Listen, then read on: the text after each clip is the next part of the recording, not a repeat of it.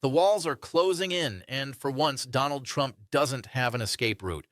Friday delivered a cascade of developments that exposed just how fundamentally the global power structure has shifted beneath his feet. While Trump projects strength and deal-making prowess to his base, the reality unfolding behind closed doors tells a starkly different story. One where America's geopolitical leverage is evaporating faster than Washington's political establishment is willing to admit. We're watching a former president who built his entire brand on dominance and unpredictability get systematically cornered by forces he can neither negotiate with nor intimidate. This isn't just another news cycle scandal or legal setback. This represents something far more consequential. The moment when America's unipolar moment collides headfirst with a multipolar world order that simply refuses to bend to Washington's will anymore. The economic weapons that once guaranteed compliance are now double-edged swords. The military threats that once inspired fear now inspire coalitions against American hegemony. And Trump, despite all his bluster about making America great again, is discovering that greatness cannot be negotiated when your adversaries hold better cards than you do. Let me start by painting the picture of what actually happened on this Friday that has sent shockwaves through the corridors of power in Washington. Trump thought he was walking into another week where he could dominate the narrative, where he could set the terms of engagement, where his trademark combination of threats and deal-making would bend reality to his will. Instead, he got systematically dismantled by developments that reveal just how profoundly the global order has transformed, while America's political class was busy navel-gazing and fighting culture wars. The first blow came from an unexpected direction that most mainstream American media outlets are either ignoring or deliberately downplaying because it doesn't fit their comfortable narratives about American exceptionalism.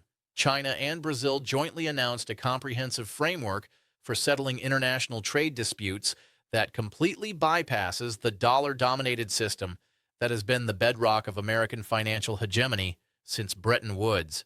Now, you might think this is just another incremental step in the de-dollarization process we've been tracking for years, but what makes this announcement absolutely devastating is the list of countries that immediately signed on as founding members of this new dispute resolution mechanism. We're talking about Indonesia, Malaysia, Thailand, South Africa, Egypt, the United Arab Emirates, and perhaps most significantly Saudi Arabia, sending observers with clear intent to join within months. Trump has spent years beating his chest about how he's going to use tariffs as weapons, how he's going to force countries to bend to American economic demands, how the dollar gives Washington ultimate leverage over any nation that steps out of line. But here's what he's catastrophically failed to understand, and what the entire American foreign policy establishment has failed to grasp in their arrogance and their assumption of Yangju dominance. When you weaponize the financial system, when you turn the dollar into a tool of coercion rather than a neutral medium of exchange, when you freeze countries' assets and cut them off from SWIFT whenever they pursue policies Washington disapproves of, you don't create compliance, you create desperation. And desperation breeds innovation, and innovation creates alternatives. This Brazil-China framework isn't just a technical financial arrangement. It represents the crystallization of years of frustration among developing nations who are absolutely sick and tired of being held hostage by a financial system that serves American geopolitical interests rather than genuine global commerce. Trump thought he could double down on financial coercion, and countries would have no choice but to submit. Instead, they built an exit ramp, and they're taking it at accelerating speed. But that was just the opening act of Trump's catastrophic Friday. The second development hit even harder and cuts right to the heart of Trump's claimed expertise in Middle Eastern deal-making. Reports emerged from multiple sources in the region that his much-touted efforts to broker a normalization deal between Saudi Arabia and Israel have completely collapsed. Not postponed, not delayed, not under negotiation, but genuinely dead in the water. The Saudis have made it crystal clear through back channels that any normalization with Israel is now conditional on concrete, irreversible steps toward Palestinian statehood, an end to settlement expansion, and a complete withdrawal from occupied territories. Now, let me be absolutely clear about what this means. Mohammed bin Salman, the crown prince, who Trump and his son-in-law Jared Kushner cultivated as their closest ally in the region, the man they thought they had completely in their pocket because of weapons deals and tacit American support for Saudi regional ambitions, has essentially told Washington to pound sand. This isn't about MBS suddenly developing a conscience about Palestinian rights, though the humanitarian catastrophe in Gaza has certainly shifted Arab public opinion in ways that even authoritarian leaders cannot completely ignore. This is about cold calculation of where power is flowing in the international system.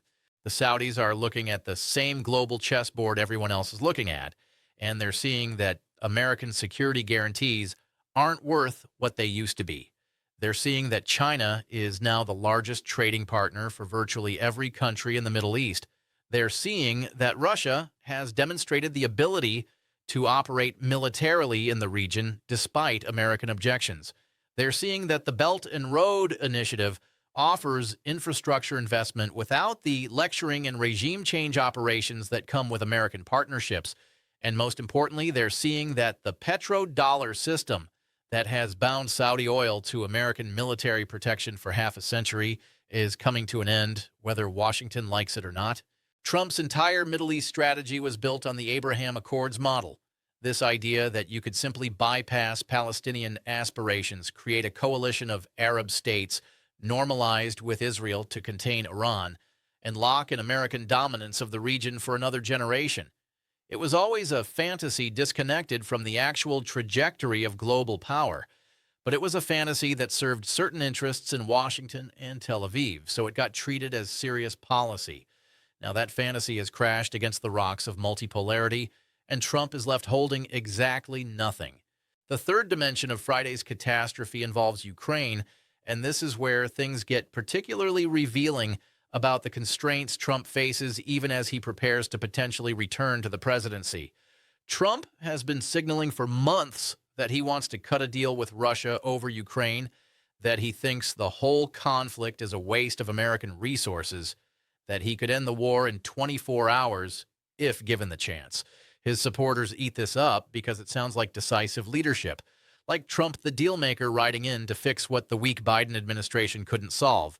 But here's the problem that became unavoidable on Friday. European leaders, particularly in Poland, the Baltic states, and increasingly in Germany and France, made it absolutely clear through both public statements and leaked diplomatic cables that they will not accept any Ukraine settlement that involves territorial concessions to Russia or a formal acknowledgement that Ukraine will never join NATO. Moreover, they're prepared to continue supporting Ukraine militarily even if the United States pulls back, and they're actively working on security frameworks that would bind European nations to Ukraine's defense without American participation. Now, you might think this is just European posturing, that they'll fall in line once Trump actually takes office and starts making demands, but that fundamentally misreads the situation. The European security establishment has spent the last 2 years building up defense industrial capacity specifically because they've lost faith in American reliability. They've watched American politics become increasingly erratic and isolationist. They've seen how close Trump came to pulling the United States out of NATO entirely. They've internalized the lesson that they cannot depend on Washington anymore, regardless of who sits in the Oval Office. So Trump walks into a situation where he has dramatically less leverage than he imagines. If he tries to cut a deal with Putin that European leaders reject, he doesn't get a win. He gets a transatlantic crisis that could fracture NATO more severely than anything Putin could achieve through military pressure. If he tries to force Europe to accept his terms by threatening to withdraw support, they'll call his bluff because they're already preparing for exactly that scenario. And if he tries to maintain the current policy of indefinite support for Ukraine, his own base will revolt because he's promised them he would end the war. This is what being outmatched looks like. This is what happens when you're playing checkers while the rest of the world has moved on to multidimensional chess. Trump's whole approach to international relations is transactional. He thinks every country has a price, every leader can be bought or intimidated, Every problem can be solved with the right combination of carrots and sticks, but that approach only works when you're operating from a position of overwhelming dominance, when the alternatives to dealing with America are so unattractive that leaders have no choice but to accept whatever terms Washington offers. That world no longer exists. We're living through the most significant shift in the global distribution of power since the collapse of the Soviet Union, and arguably since the end of World War II. The economic rise of China has created a genuine peer competitor to the United States, with the industrial capacity, technological sophistication, and financial resources to offer countries an alternative to the American-led order. Russia, despite being a much smaller economy, has demonstrated that it can resist Western pressure, maintain its sovereignty, and even expand its influence in certain regions. The global South, for decades fragmented and weak, is finding its voice and its collective bargaining power through institutions like BRICS and the Shanghai Cooperation Organization. Meanwhile, the United States is dealing with massive internal contradictions that limit its ability to project power effectively. The financialization of the American economy has hollowed out the industrial base that used to be the foundation of military production.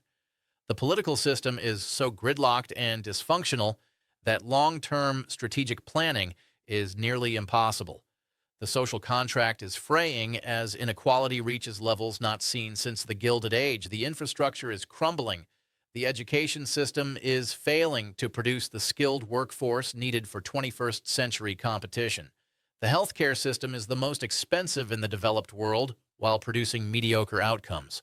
Trump's fundamental error, and it's an error shared by much of the American foreign policy establishment, regardless of party, is believing that you can maintain hegemony through coercion and manipulation when the underlying foundations of power are eroding. You can't tariff your way to industrial revitalization when you've spent 40 years shipping factories overseas and turning your economy into a giant financial casino.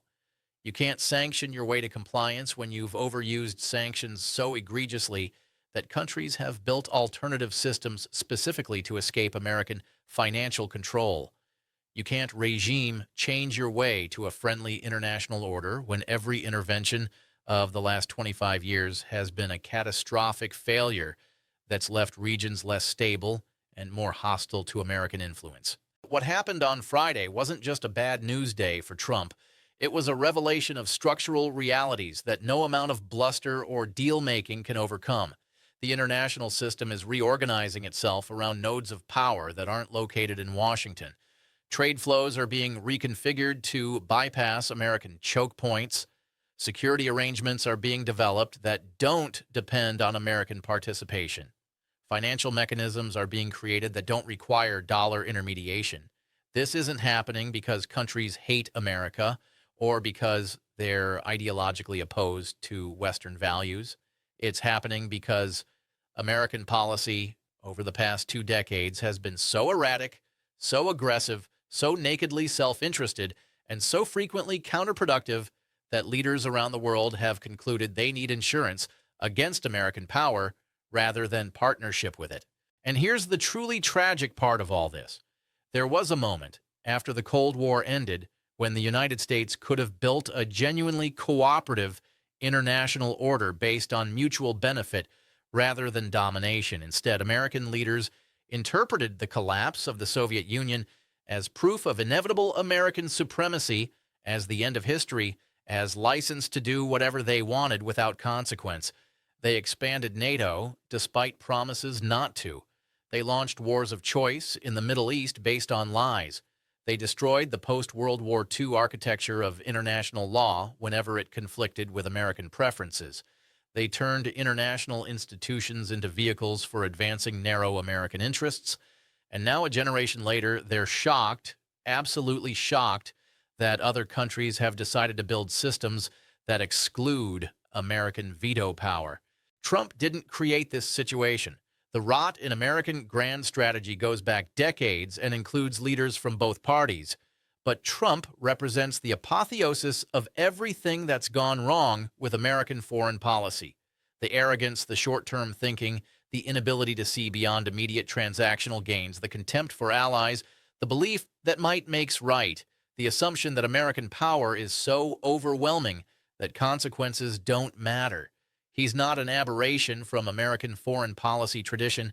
He's its most honest expression, stripped of the diplomatic niceties and human rights rhetoric that usually obscures the brutal reality of how empire actually operates. So when Trump has a catastrophic Friday where his illusions of dominance crash against the reality of a multipolar world, when his deal-making prowess proves utterly inadequate to navigate a landscape where America is no longer the only pole that matters, when his threats ring hollow because the countries he's threatening have alternatives they didn't have a decade ago, we're not just watching one man's failure. We're watching the failure of an entire paradigm, an entire way of organizing international relations, an entire assumption about how power works in the modern world. And the most dangerous part is that the American political establishment, including Trump, still hasn't fully grasped what's happening. They're still operating on autopilot, still assuming that if they just find the right combination of pressure and incentives, they can restore the old order. But that old order is gone, and it's not coming back. And the sooner American leaders accept that reality and start thinking about how to navigate a genuinely multipolar world with humility and genuine cooperation rather than domination, the better off everyone will be.